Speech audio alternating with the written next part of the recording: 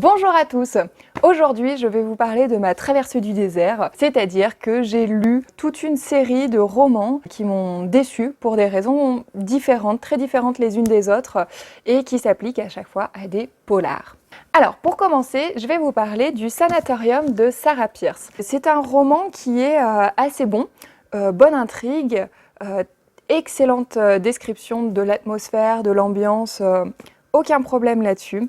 Mais on sent clairement que Sarah Pearse manque peut-être un peu d'expérience, dans le sens où elle reste encore assez littéraire, et surtout dans ses dialogues, ce qui est assez déstabilisant, et qui parfois nous fait sortir du livre.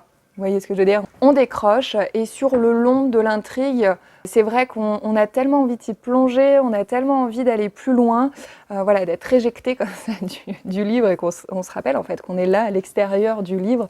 Voilà, c'est non seulement déstabilisant, mais aussi assez désagréable.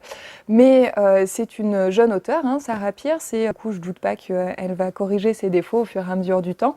Je crois qu'elle a déjà écrit un second livre, ou enfin en tout cas ces deux romans sont sortis à très peu de temps d'intervalle, donc voilà, plus le temps va aller, mieux ça sera, j'ai hâte de lire la suite. À la suite de ça, j'ai sorti le livre qui s'appelle Respire de Nico Takian, je sais pas comment on dit. Et là encore, une grosse déception. Alors, je dirais que c'est presque l'inverse du Sanatorium.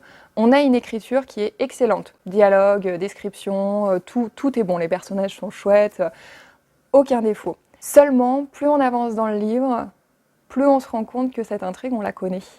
Et en fait, je pense que peut-être que l'auteur a imaginé ça comme un hommage ou comme une inspiration. En tant que lectrice, c'est quasiment du plagiat. C'est-à-dire qu'on arrive à la fin du livre, on sait ce qui va se passer parce qu'on l'a déjà lu. Et ça, c'est quand même un sacré défaut. Là, pour le coup, on pardonne pas, contrairement à Sarah Pearse qui peut s'améliorer sur des défauts qui sont assez anecdotiques. Là, tout tombe à plat. Vraiment, grosse déception. À la suite de ces deux déceptions, je me suis dit, je vais prendre un auteur qui a écrit beaucoup, je vais pas prendre de risques, c'est sûr, il connaît déjà un certain succès. Et je me suis lancée dans L'île au diable de Nicolas Beuglet. Alors pour tout vous dire, je l'ai écouté en livre audio en fait, je l'ai pas lu en format papier. Excellent livre, un petit peu trash quand même, bon, voilà. Bon, c'est ce qu'on peut demander à un polar hein, parfois, hein. Aucun problème pour moi en tout cas à ce niveau-là. L'intrigue est super, l'écriture est super, pas d'histoire qu'on connaît déjà, enfin du moins je crois pas. Donc je suis allée au bout du roman avec beaucoup de plaisir. Et là, l'épilogue, patatras, l'horreur, le drame absolu. Il en a fait des caisses sur l'épilogue et ça casse toute la dynamique du livre. Mais qu'est-ce qui lui a pris ? C'est tellement dommage, mais tellement dommage. Il est rentré dans une espèce d'épilogue, d'ouverture totalement dramatique après le dénouement de l'intrigue. Enfin, c'est vraiment complètement raté selon moi. Enfin, c'est vraiment dommage, d'autant plus que le reste du livre tient carrément debout, quoi. Enfin, c'était vraiment un plaisir à écouter pour le coup. Donc voilà, encore une déception. À la suite de ça, persévérante, j'ouvre un livre qu'on trouve dans nos nouveautés, comme ça sur les grilles de présentation de notre bibliothèque, qui s'appelle La Nuit russe de Gilles Boyer. C'est-à-dire je change complètement de style de polar et je me dis un bon roman d'espionnage, ça va être chouette. Et là, mais alors je me suis forcée à aller jusqu'au bout, ça va qu'il est court. Un manque de travail, je crois que j'ai jamais vu ça dans une maison d'édition reconnue. Les dialogues sont nuls pour le coup, c'est-à-dire que les personnages entrent dans le vif de sujets hyper touchy, hyper délicats à aborder et dénouent des grands épisodes de ce roman en 4 échanges. Enfin, ça tient pas debout un seul instant. Les indices sont grotesques, juste grotesques en fait. Pour moi, c'est un roman qui manque de travail. Alors que ça aurait pu être un bon livre. Vraiment, encore une fois, c'est dommage, quoi. Mais faut travailler, quoi. Un roman, ça s'écrit pas comme ça. Bon, voilà, encore une déception. Et le dernier, alors, dont je veux vous parler, là, je suis peut-être allée un petit peu vite en besogne, mais je vous explique pourquoi, je suis pas allée au bout, en fait. Donc, Les touristes du désastre de Yoon Ko-eun, je suis désolée si je prononce mal, c'est une autrice coréenne. Là, ce qui fait défaut, c'est la traduction. Le roman s'ouvre sur la description d'un monde du travail qui nous paraît très étrange, vraiment. Rien à voir avec nos codes à nous d'Europe occidentale, enfin rien à voir. Déjà, on est un petit peu déstabilisé, mais bon, on lit aussi pour ça, hein, pour voyager, donc ça aurait pu fonctionner.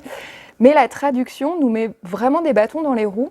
Je dis la traduction parce que ça me semble assez clair, hein. J'ai eu l'impression que les expressions et les tournures de langage étaient construites et traduites en mot à mot.